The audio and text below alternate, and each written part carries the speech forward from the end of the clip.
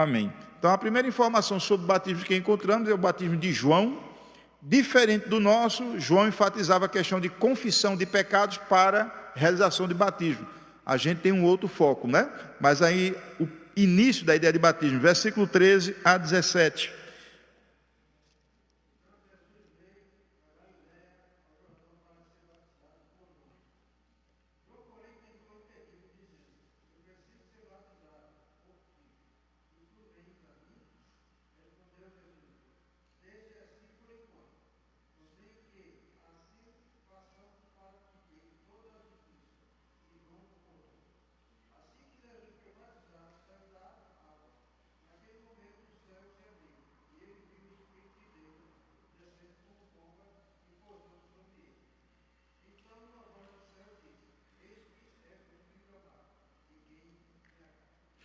Amém. Então, esse batismo de João, inicialmente, era um batismo que simbolizava o arrependimento, a confissão, uma nova vida, um novo ser. Então, ser batizado por João significava que estava arrependido.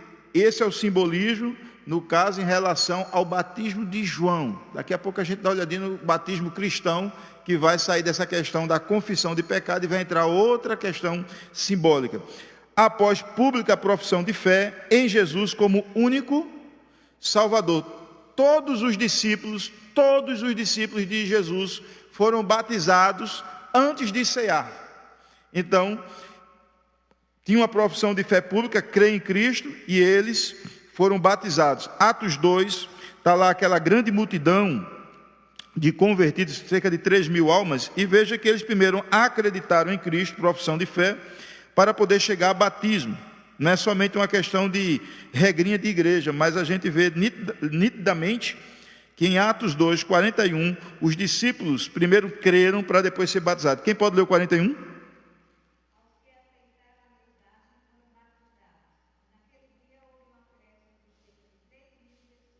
Amém. Então, Pedro pregou, capítulo 2, o povo estava ali ouvindo a mensagem, aquela situação do Pentecostes. O pessoal se converte, depois da conversão, depois da profissão de fé, ou seja, dizer abertamente, eu aceito Cristo, foram batizados aquelas 3.000 almas, aquelas 3.000 vidas. Alguns especulam até mais, coloca aí para 10.000, quem não contou mulheres, etc. Mas, pegando só o número de homens, 3.000 homens batizados após confissão pública de fé, ou seja, eu creio em Cristo como meu único Salvador. Então, o batismo nunca pode ser anterior à profissão pública de fé. Primeiro vem o crer para depois ser batizado. Capítulo 8, versículo 12. Alguém pode ler, por favor?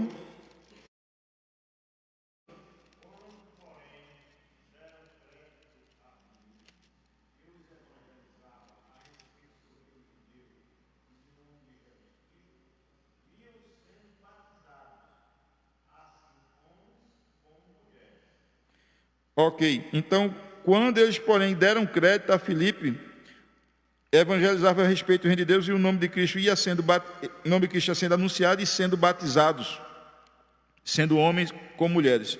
Então, assim, tanto homens como mulheres. Então, o texto, mais uma vez, informa que primeiro acreditar, primeiro aceitar Cristo, para depois chegar a batismo. Nunca o contrário. Pastor, aquela pessoa não aceitou Jesus, pode ser batizado? Não. Isso aí é uma coisa que a gente está pacífico, né? 36, 38, 36, 38 do capítulo 8, o eunuco e Filipe.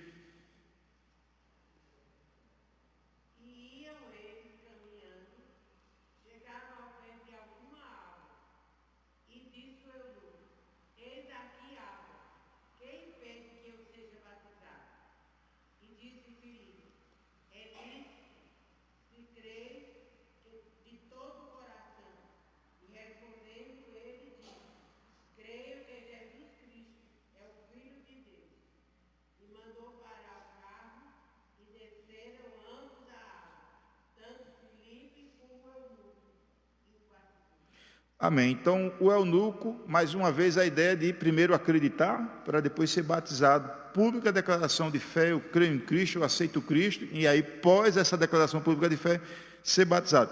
Percebemos que alguns batismos aqui foram bem imediatos, né? A gente dá um tempinho para batizar. É bom dar esse tempinho para a gente ver se a pessoa realmente quer aquilo, se a pessoa realmente aceitou de coração. Às vezes a gente dando até tempo, a gente acaba depois, mas rapaz, fulano depois se desviou logo após o batismo. Por exemplo, batizamos aqui, teve batismo aqui de adolescente, de Altinho. Batizamos em novembro. Em janeiro já não estava mais na igreja. Está entendendo? E olha que estava na igreja já há 4 anos. Né? Então imagina esse batismo rápido. Mas no início foi assim, a igreja estava surgindo, aquele início, aquele pontapé inicial. Depois é que ela vai se organizar e vai começar a trabalhar melhor essa questão de distância entre crer em Cristo e ser batizado. Então, nos antigos templos da cidade de Durã, tinha lá áreas para os catecumenos, novos na fé, que iam sendo trabalhados para depois de batizados, eles viessem para a área dos batizados, ou seja, tinha gente que ficava até fora do santuário, porque não estava batizado ainda, ele dava um tempinho, vamos lá, se batizar, depois entra. Então, isso aí já no 2º século, a igreja já com uma postura de administrar diferente desse início que a igreja estava nascendo. Então, primeiro acredita para depois ser batizado. Eu não sei quantos aqui são batizados, mas eu creio que todos aqui já aceitaram Cristo. Então, quem não foi, pode descer as águas, porque já aceitou publicamente. Mas ainda, simboliza a morte, aí sim, agora o símbolo cristão, simboliza a morte e sepultamento da velha natureza, ressurreição e nova vida em Cristo. Abra em Romanos, capítulo de número 6, Romanos 6, versículos 3 a 5. Romanos, capítulo 6.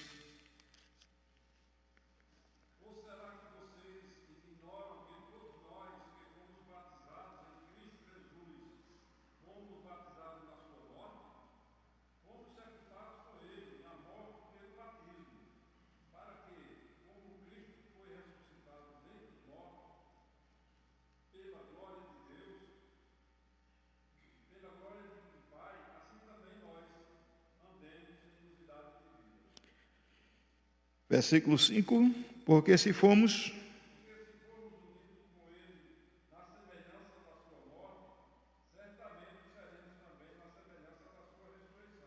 Amém.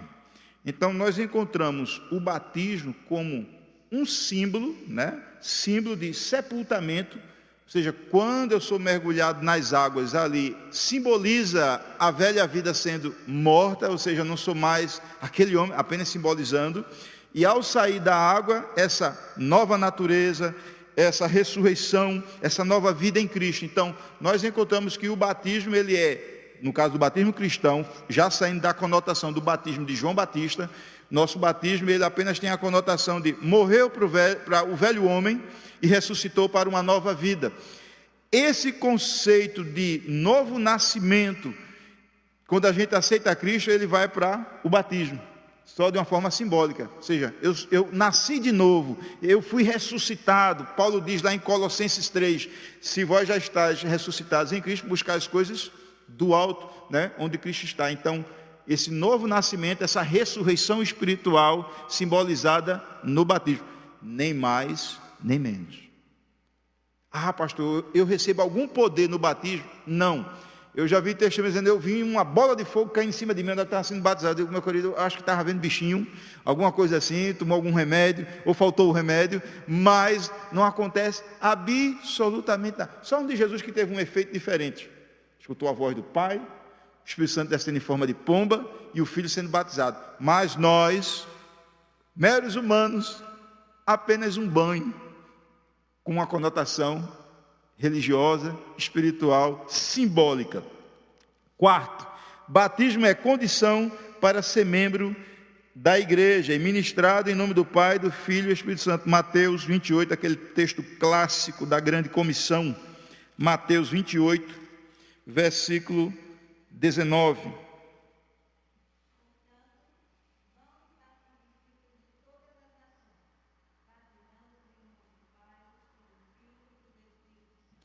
Amém. Então, há no Novo Testamento batismos aparecendo assim, em nome de Jesus.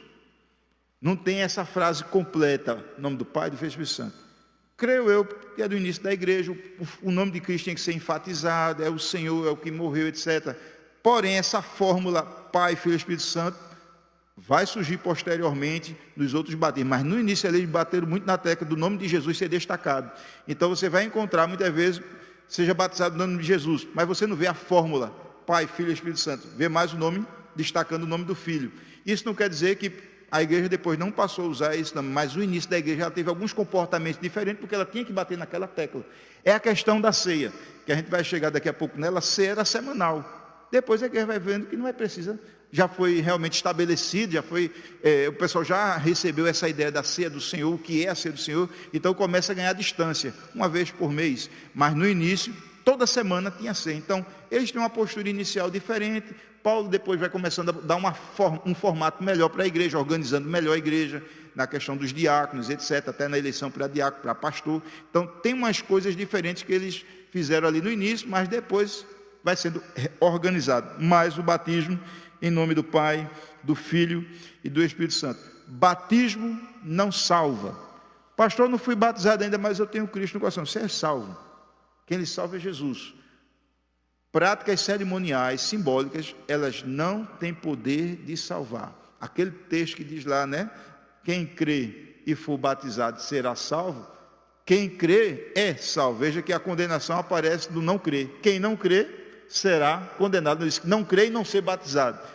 Ladrão na cruz, exemplo clássico, né? O ex-ladrão, ele aceita Cristo, recebe uma promessa, não deu tempo de ser batizado. Se batismo fosse condição para a salvação, ai daquele homem tinha que reencarnar, uma coisa assim parecida, para resolver o problema dele. Então, não salva ninguém batismo, mas convém que o salvo queira imitar o seu Senhor. Se Jesus, que não precisava de batismo, foi batizado, imagina nós, meros mortais. Então, seguiu o exemplo do Mestre. Ora, ceia do Senhor, ordenança que relembramos a morte do Senhor, simbolizada nos elementos pão e suco de uva. E depois você me pergunta por que eu não coloquei a palavra vinho. Mateus 26, 26 a 28. Mateus 26, 26 a 28.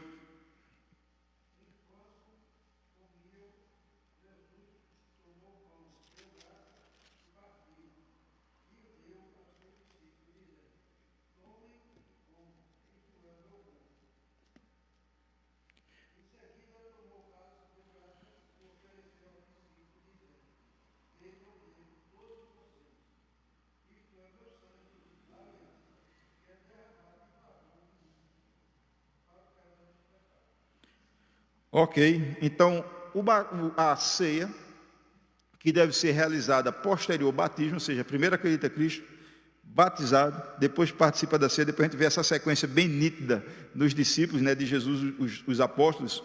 E o que acontece? Apenas os elementos simbolizam. Está ali Jesus ao vivo, carne e osso, dizendo, esse é o meu corpo. Ele não tirou um pedacinho dele e disse assim, é o meu corpo, né?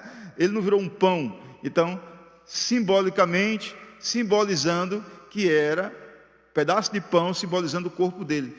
Há alguns detalhes na ceia de um terceiro pão ali que aparece, mas a gente não vai entrar nesse ponto, que os judeus tinham uma questão aí desse terceiro pão, porque ele realizava, a gente não vai entrar nessa noite, mas guardar isso aí que a gente já sabe. Apenas pão e suco, simbolizando corpo e sangue de Cristo.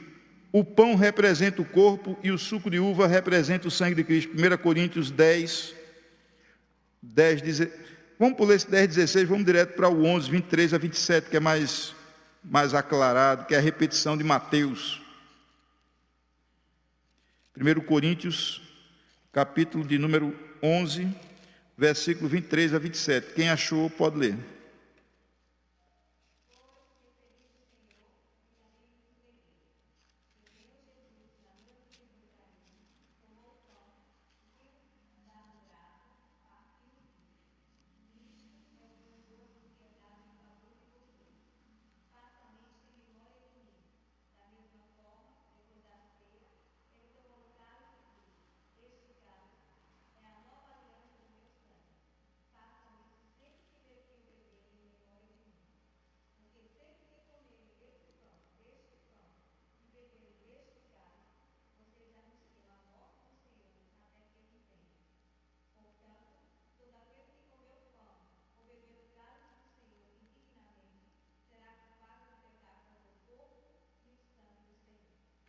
Ok. Então nós relembramos a morte do Senhor, relembramos seu corpo crucificado, seu sangue derramado por nós, através da ceia.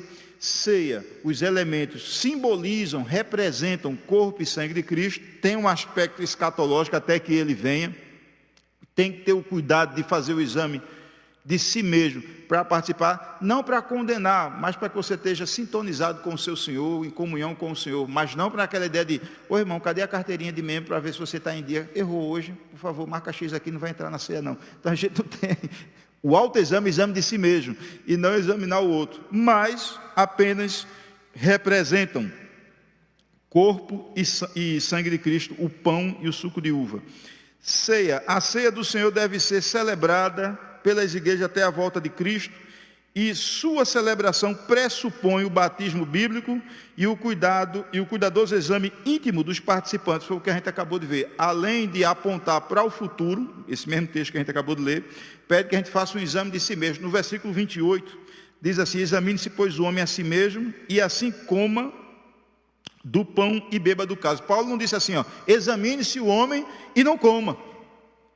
A ideia dele é, não, se você cometeu alguma falha aí no momento ou durante a semana, confessa e participa. A ideia dele é, esteja sintonizado com o seu Senhor. Paulo não parte de uma ideia de reprovação, mas parte da ideia de, faça um exame de si para que você possa ter condições ali de participar. Mas não acumule o erro, confessa e participa. Entre você e Deus, o exame íntimo, né, do participante, até Cristo voltar. João 4 apresenta o batismo dos discípulos. João 13, a ceia. Percebeu? Receberam Cristo, foram batizados no capítulo 4, e no capítulo 13, ceia do Senhor. A sequência, primeiro vem o crer, depois o batizar, depois o cear. Bem claro isso, né? Não é uma ordem direta, mas a gente vê a prática bem aclarada no texto. Creu, batizou, ceiou. Ok? Acerca da ceia, nós temos na história uma confusão grande, nessas 4 linhas de pensamento. A primeira, a transubstanciação, que nasceu ali na Idade Média, no período da escolástica. Então, o que acontece? Para os católicos, transubstanciação era, ou é, o sangue e o pão e o vinho, né, o suco de uva, são transformados em corpo, carne e sangue, literalmente. Há uma transformação. Eu já fui católico, eu nunca vi o pão ser transformado. A não ser quando ele bate lá dentro, está entendendo? No bucho. Eu nunca vi, só quando ele bate lá dentro do bucho, aquela hostezinha. Não tem transformação. Né? Não sei que misticismo foi esse que bateu para transformar o glorioso pão ali celebrado de forma simbólica, naquele momento, foi consagrado, etc. Isso aqui é para a ceia do Senhor. Então, não, vai ser transformado. Não, não tem isso. Né? Só que Lutero, que vem do catolicismo, ele não é transformado. É uma consubstanciação. É pão e carne ao mesmo tempo. É sangue e suco ao mesmo tempo. É mais ou menos um sanduíche. Está entendendo? Então, também nunca vi isso. No meu evangélico, o pão virar pão e carne ao mesmo tempo. Você está comendo um pedacinho de pão e comendo carne. Então, também não tem essa mudança. Né? A gente vê o pãozinho lá, que veio da padaria, do mesmo jeitinho. Presença real. Calvino, ele partiu para a ideia de que quando a gente está celebrando a ceia, Cristo está presente na ceia. Presença real. Amém. Realmente, isso aí, a gente aceita essa ideia, porque Jesus está presente. Só que Lutero debateu com Zwinglio. Dos 15 pontos que ele debateu com o reformador Zwinglio, apenas um discordaram. Zwinglio disse assim, ó, não é consubstanciação, é um memorial, é relembrar. Faça isso em memória de mim. E aí nós, batistas, bebemos em qual fonte? Zwingliana. Nós defendemos o memorial da ceia do Senhor, nasce nesse contexto aí da reforma protestante, então nós seguimos a ideia de que é um memorial. Podemos até aceitar a ideia da presença real, Jesus está aqui presente na hora, claro que sim, do jeito que ele está presente em casa, ele está presente aqui no culto, ele está recebendo o nosso culto, mas em relação especificamente aos elementos da ceia e a celebração, relembrar o que Jesus fez por nós. Houve essas correntes aí no passado, mas a gente se identifica com o Zwinglio. Dia do Senhor, não apontando para o futuro, mas para o tempo presente, dia semanal. Para nós, cristãos, de lá, nossa declaração batista. Domingo para nós é cumprir a ordem do Senhor para descanso do corpo e espírito. Não somos máquina. Êxodo, capítulo 20, fala lá do sábado. Êxodo, capítulo 20. Êxodo, capítulo 20, versículo 8 a 11. Quem achou pode ler.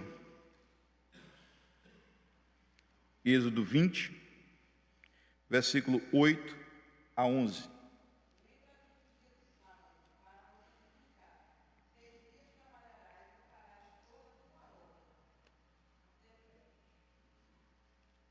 Até o 11.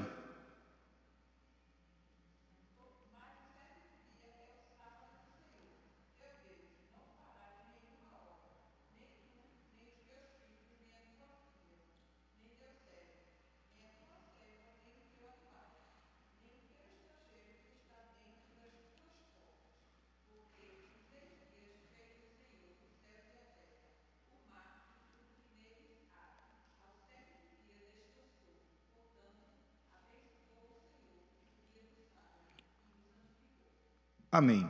Então, o sábado, para nós cristãos, a gente cumpre no domingo. Por que a gente não pega o sábado mesmo? Ô pastor, dia de sábado a gente não fazer nada, como faz alguma, tem denominação aí, inclusive batista, sabatista, cumprindo dia de sábado? Não, porque a esse sábado veterotestamentário do Antigo Testamento, ele é abolido na cruz, ele é cerimonial. Trabalhar ou não trabalhar não é moral. Dos 10 mandamentos, um é cerimonial. Então esse cerimonial vem com uma carga cerimonial, não pode fazer absolutamente nada do que está programado dentro do Antigo Testamento. Alguns serviços apareciam como uma extrema exceção, que às vezes até alguns do movimento sabatista não tocam. Por exemplo, torre de vigia, tinha que trabalhar naquela torre o tempo todo ali tomando conta da cidade, viu um exército inimigo. Não tinha descanso para ele, né? Josué rodeou a cidade em guerra. No sábado, ele dobrou aquela caminhada dele para derrubar os muros de Jericó. Então, o que acontece? Há uma carga cerimonial no sábado do Antigo Testamento, que no Novo isso começa a mudar. Jesus já começa trabalhando, mas o princípio, aí onde pega, o princípio, a ideia do descansar, permanece. Eu e você precisamos de descanso. Então, a gente tem que ter um dia na semana de descanso. Para a igreja, depois a gente vai olhar, esse sábado ficou o domingo.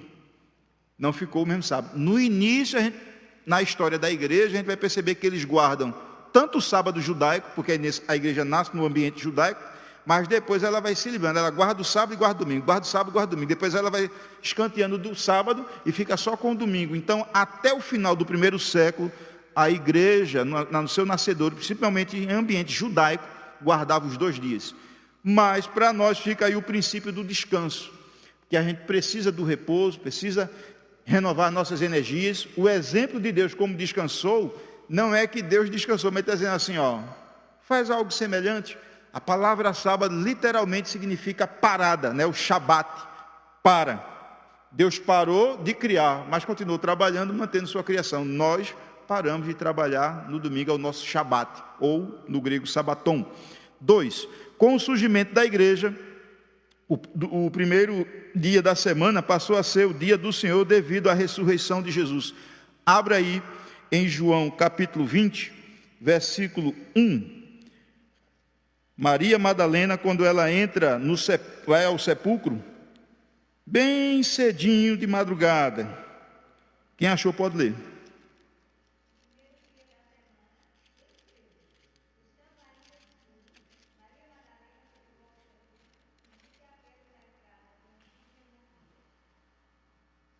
Ok, no primeiro dia da semana.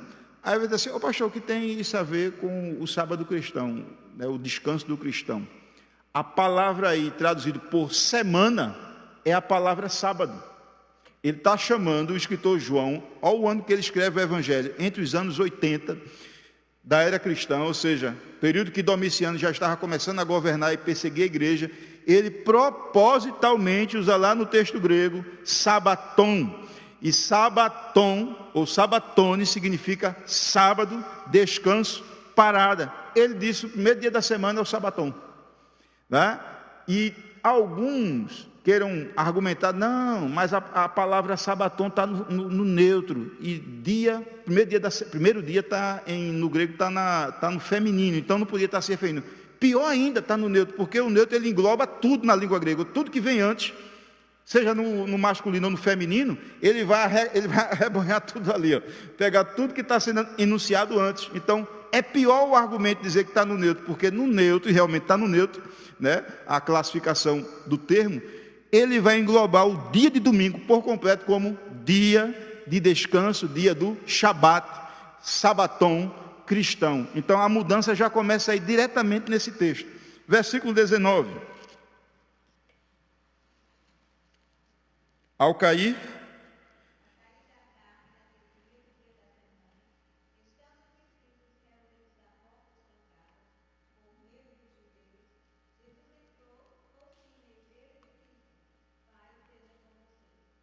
ok, primeiro dia da semana, de novo a palavra sabaton, se referindo ao domingo como primeiro dia, dia que Jesus ressuscitou. Apocalipse 1:10 vai chamar de dia do Senhor. Abra aí sua Bíblia. Apocalipse, capítulo 1, versículo de número 10.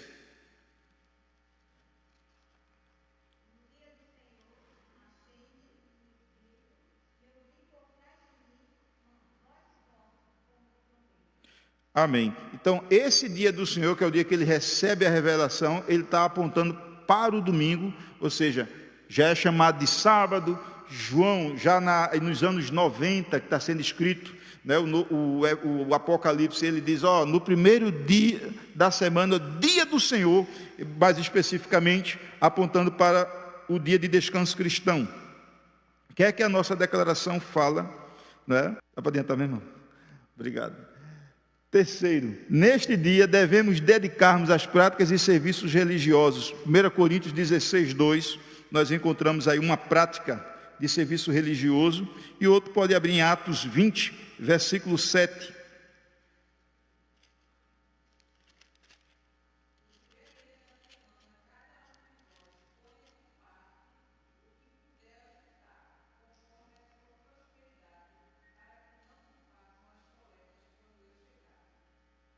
Ok, então no primeiro dia da semana, mais uma vez a palavra sábado traduzido por semana.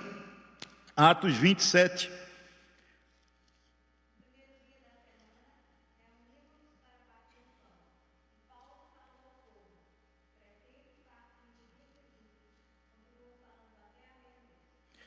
Até meia-noite. Que serviço, né? Religioso. Pregação começou cedinho e esticou. Era bom que o culto de doutrina fosse assim, né? A gente começava cedinho e dava aquela esticada. Irmãos, dia do Senhor, primeiro dia da semana. Semana, aí você vai olhar no texto grego. Sabaton, sábado, Shabat, no grego, no hebraico, parada, descanso. Então, os cristãos já começam a trazer a ideia que o nosso sábado é o domingo, o primeiro dia da semana, para serviço religioso. Então, a gente tem que ter aí um cuidado, porque Êxodo 20, vou logo emendar aqui para a gente fechar esse ponto.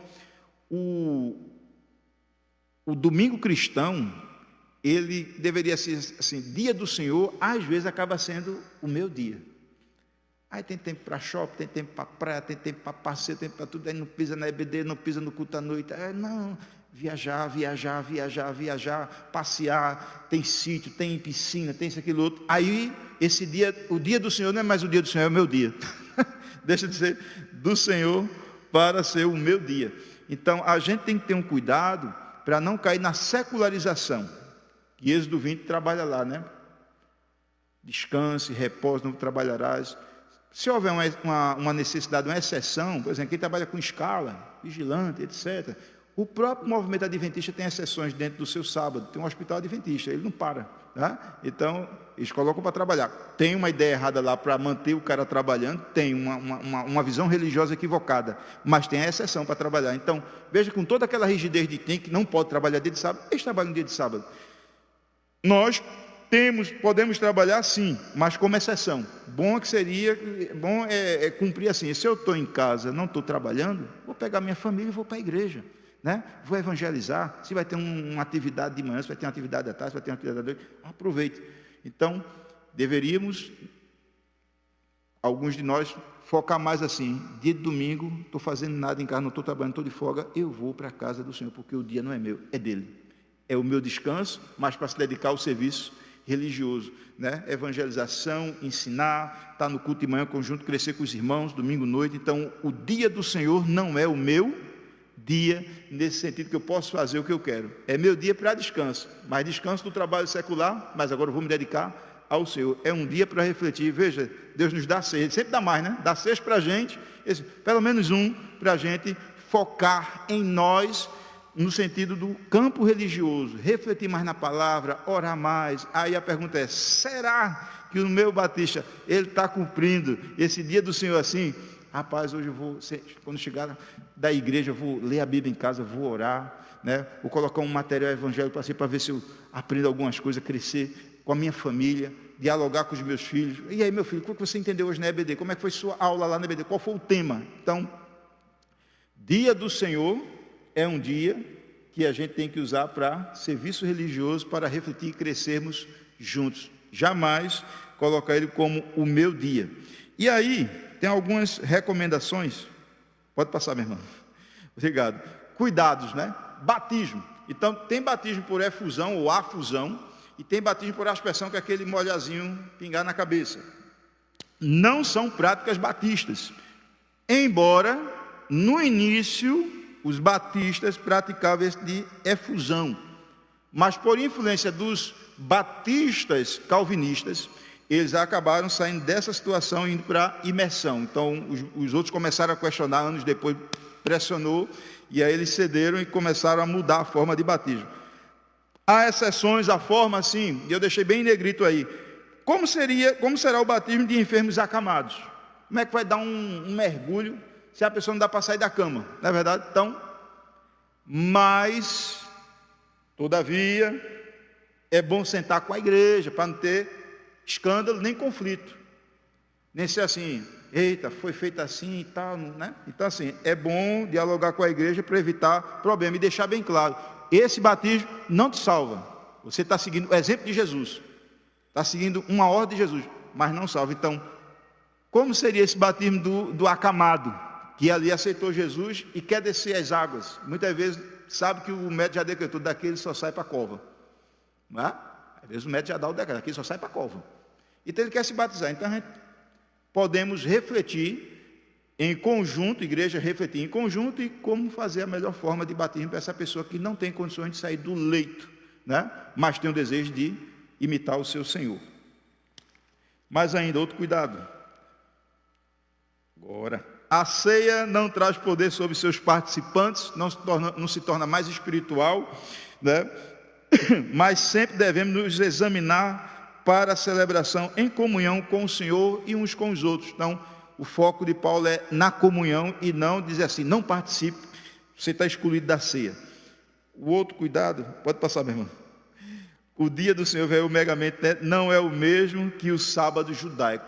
Muito cuidado, porque quando você começa a dizer assim: o domingo é dia do Senhor, quem tem uma linha sabatista vai tentar puxar você, dizer: ó, a palavra aqui é sábado, não é a palavra domingo. Mas também a palavra sábado não significa sábado da semana, significa somente descanso. 6 dias Deus criou, no 7º descansou. Então não quer dizer que tem que ser aquele daí. Agora, os cristãos pegam a ideia do sábado e aplicam no domingo, logo no nascedouro da igreja, relembrando a ressurreição do Senhor. Começou a focar ali o domingo, chamando o domingo de Shabat. Aí alguém pode citar para você: mas na história, a igreja no início ela guardava o sábado. É verdade, mas ela está saindo ainda do judaísmo. Ela ainda está saindo do ambiente judaico. Então, quando ela começa a crescer e refletir, ela vai deixar esse sábado judaico e vai ficar com o sábado cristão. Pode trabalhar no sábado, no domingo? Pode, mas como uma exceção. Então, ter cuidado nessa questão que alguém pode lhe confrontar. Nossa realização de guarda do sábado, guarda do domingo, né, o nosso Shabat no domingo, é diferente do Shabat realizado no antigo judaísmo ou o judaísmo atual. Então a gente tem diferença, a gente foca no Senhor e a gente pode trabalhar como exceção, etc. Tem distinção e não tem toda aquela carga cerimonial que o Antigo Testamento trazia para o sábado. O sábado é o único mandamento dos 10 que é cerimonial. não há nada de moral ficar parado o dia todo sem fazer nada. Eita, foi um comportamento moral, né? O cara não fez nada hoje. Então todo preguiçoso era moral, né? Não faz nada, deita lá na cama, estica as pernas para cima. E também não é imoral trabalhar. Então não é um mandamento moral, é um mandamento de cunho cerimonial. E há um sábado que a gente aguarda, que é o descanso eterno com o Senhor, quando Ele voltar. Então, olha o apontado sábado para frente, ou seja, um mandamento de cunho, né, cerimonial e até tipológico, apontando para um descanso eterno, quando a gente descansar dessa vida material. Mas eu disse que ia dar oportunidade para os irmãos fazerem perguntas, né? O santo é de barro, então vá devagar, vá. É de carne e osso. Os irmãos têm a oportunidade, ou nesse tema, ou em outro tema que os irmãos queiram fazer, do que foi abordado aqui nesses dias, fiquem à vontade para perguntar, e eu vou aqui cronometrar para a gente também não ficar muito tempo nas perguntas que os irmãos precisam orar e continuar com o culto. Pode fazê-lo. A gente sabe que batismo não salva. Isso. Né? Batismo não salva. A questão de batizar alguém, por exemplo, dá um exemplo aqui. Alguém que aceitou a Cristo Jesus como Senhor e Salvador, mas não tem uma vida conjugal, ou seja, não tem um casamento na igreja, vive uma vida de comunhão com outra pessoa. Essa pessoa pode ser batizada? Pronto. Essa questão foi lá para a igreja de Putinga. Eu estava dando estudo do Nebes. A pessoa se converteu, queria ser batizada, mas o marido não era evangélico, não aceitou, participou do estudo todinho, mas ele não aceitou. E ela queria se batizar, mas o marido não queria casar. E aí veio essa situação, e aí eu levei até para o pastor, digo, pastor, aí essa bomba é com o senhor, eu só dei o estudo. Essa bomba é com o senhor. Mas, a gente não pode associar batismo com casamento. Começa logo por aí. Exemplo, será que as 3.000 vidas batizadas lá em Atos 2, chegou assim os apóstolos, por favor, certidão? Não houve, né? Então, essa associação batismo-casamento não é bíblico. Agora, o que é que a gente faz? A gente preserva o casamento, a gente luta para os casais se casarem, né? Para estar em harmonia com a lei do homem, que a gente deve cumprir também, naquilo que não fere a palavra de Deus. Mas associar batismo e casamento não é uma coisa que está no texto bíblico. Foi boa pergunta para cair nessa questão. Agora, pode batizar? Sim, lá a gente batizou. Não, eu conta de que eu vi num podcast, né, 2 pastores, um batista e o outro de uma outra denominação, e o pastor foi perguntado. Ele disse, a resposta que ele deu foi exatamente a que não tem nada a ver uma coisa com a outra, e a pessoa, independente de estar casada ou não, ele disse que fazia o batismo. Por isso que eu fiz a pergunta. Muito boa. Quer fazer mais uma pergunta? Muito boa. Pronto.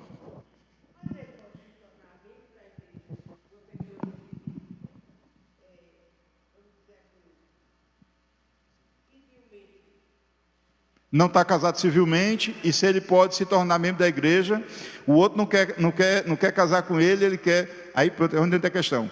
Esse futuro membro, ele não pode ser prejudicado pela decisão do cônjuge que não quer casar, porque aí a consciência dele com Cristo está bem.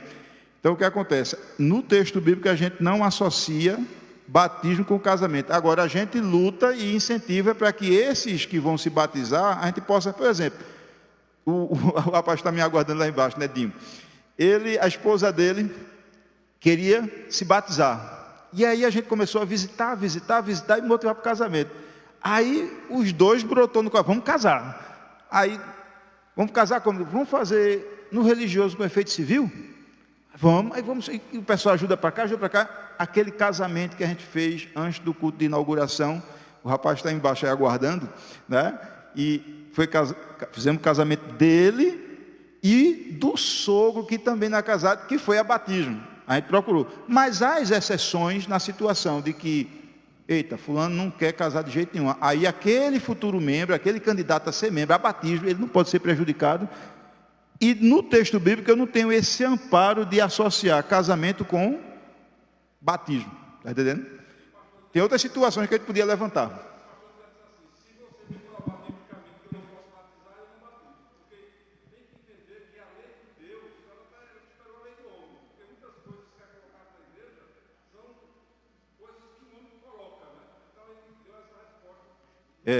A gente podia entrar no comunismo, que é ele que vai tirar esse poder da igreja de casar e vai passar para o Estado.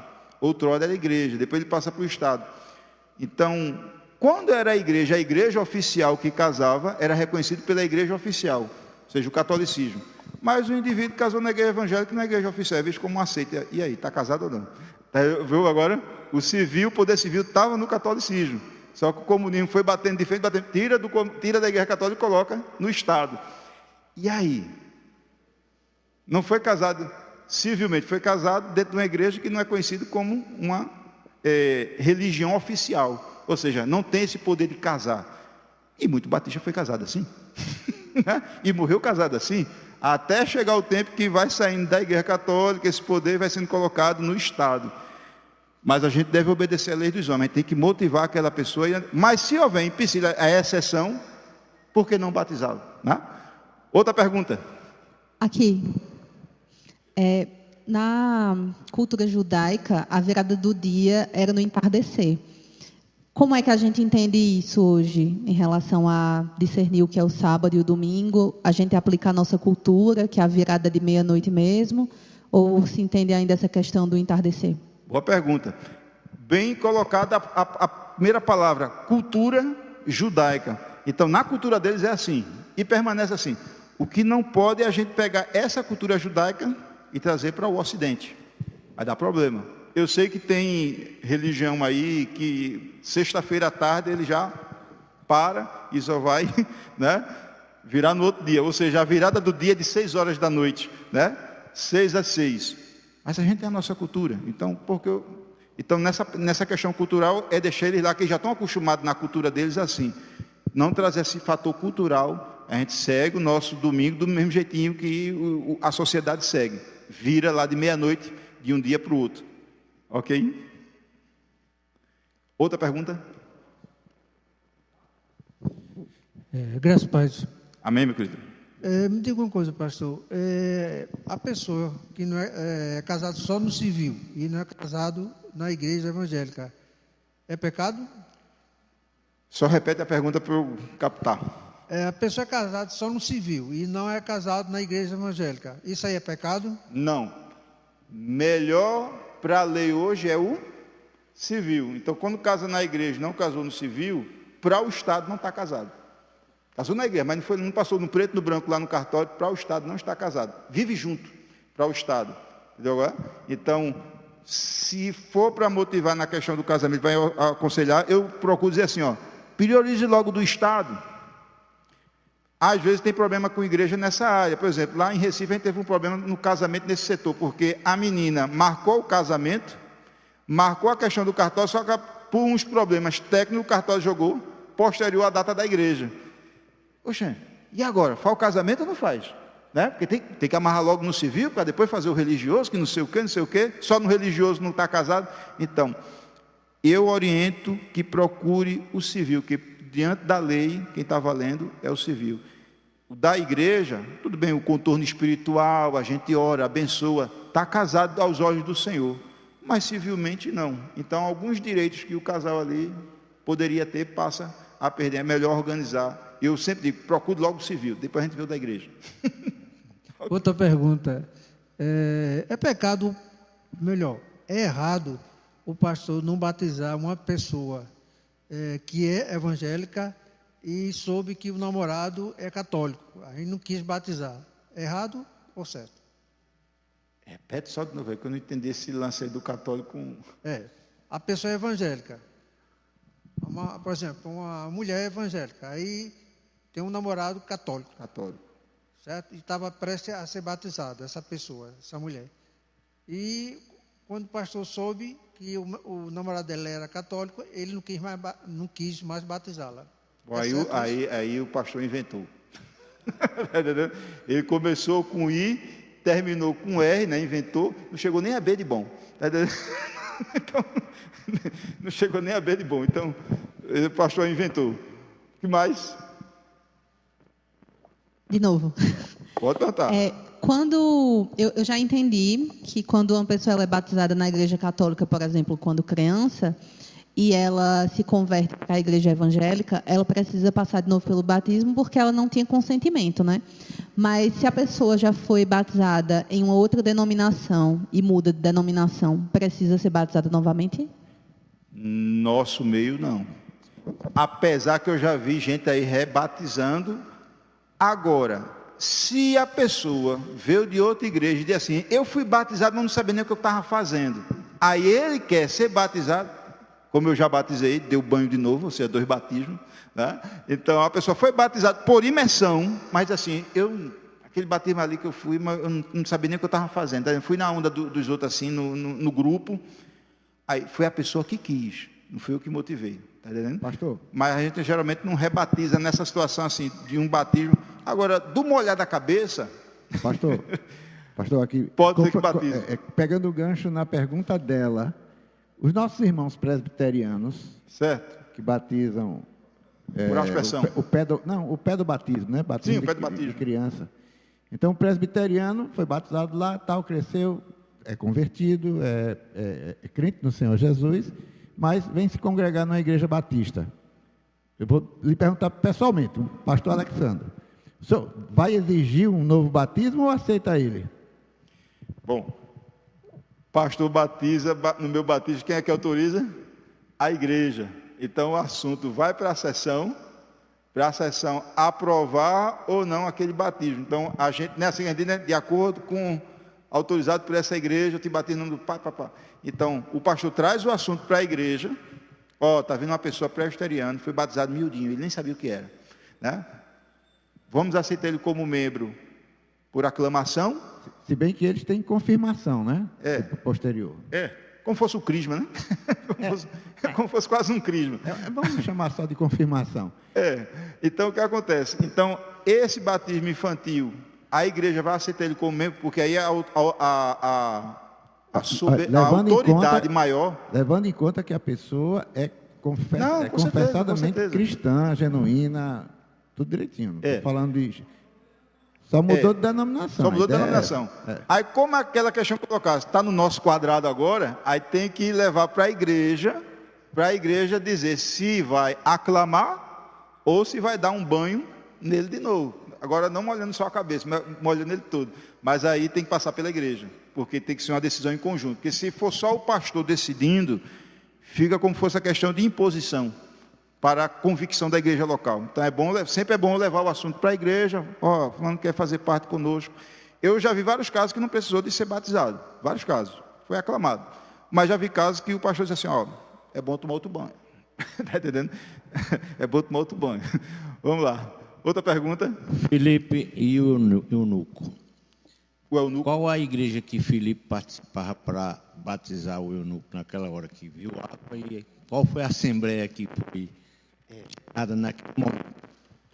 Como eu falei, no início a igreja tinha muita prática assim, emergencial, ali a necessidade do momento. Filipe não é pastor, Filipe é um diácono, né? Que a gente pode abrir aqui espaço sobre... Os diáconos batizavam, sim. No 2º século, como? Os homens batizavam os homens, as mulheres batizavam as mulheres, mas de uma forma diferente, tudo sem roupa. Se a moda pega, hein? Não é um novo nascimento? Quando a gente nasce como?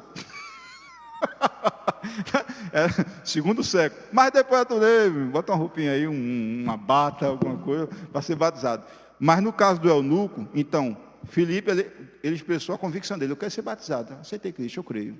Aí quer que impede? Não, nada não, deu banho. Mas ela está no início, se formando a igreja. Então tem muita coisa que a igreja está praticando ali, que depois vai começando a ter um corpo mais organizado, mais formal. Tá entendendo? Mas no início foi assim mesmo. O cara se convertia agora, água nele, se ele quisesse.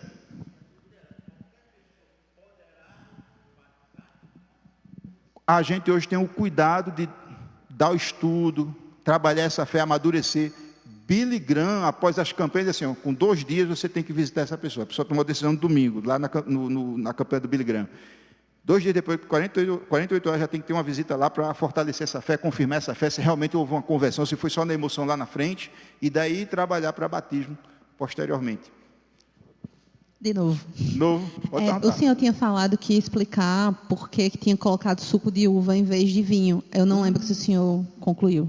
Isso. Eu coloquei suco de uva justamente para pausar. Por que o pastor não está usando a palavra vinho, que aparece na Bíblia assim, a palavra vinho? A semana de Páscoa judaica, de acordo com o livro de Êxodo, lá no capítulo 12, se não me engano, orienta que a Páscoa seja celebrada sem qualquer coisa levedada, fermentada. Do pão à bebida. Então, por exemplo, um vinagre, eles não usavam, feito de uva, né, a partir da uva. Então, a ceia, que Jesus está na ceia judaica, celebrando com os elementos da ceia judaica, ele não colocou esse fator fermentado, porque a lei dizia que não poderia, durante uma semana, que é a celebração de Páscoa, do dia 14 ao 21. Então, uma semana, nada levedado. Do pão, por isso que o pão parece uma bolacha, né? Parece uma bolacha sendo quebrada. Então, a bebida alcoólica não era usada, no caso aí, nesse momento. E tem outras situações que a gente pode abordar sobre a palavra oinos, traduzido por vinho, e outros termos traduzidos por vinho, e a conservação do vinho, do suco de uva sem ser fermentado durante um ano, que eles conseguiam conservar. E aí, papai do céu que me explique isso aí, que eu não consigo entender como é que eles conservavam isso sem essa fermentação durante um ano. Então, assim, onde é uma palavra muito ampla, ela pode se referir ao bebida fermentada e ao não fermentada. Aí vai ter que olhar o contexto. E a palavra metusco, traduzido por embriaguez, que é outro problema ali naquele termo ali, porque ele pode se referir realmente já cheio, mas também como o começar a tomar, ou seja, o primeiro copo, o segundo, o terceiro. Mas no caso da ceia, ele usou elementos não fermentados. Do pão, a bebida, porque está dentro do contexto da semana da Páscoa judaica. Então ele veio cumprir a lei de Moisés, então ele cumpriu no pé da letra, ou seja, não usou nenhum elemento ali embriagante. Outra pergunta? Por isso a palavra suco. Entendeu agora? O que sai da videira, tudo que sai da videira é vinho, depende do vinho. Vinho fermentado, não fermentado.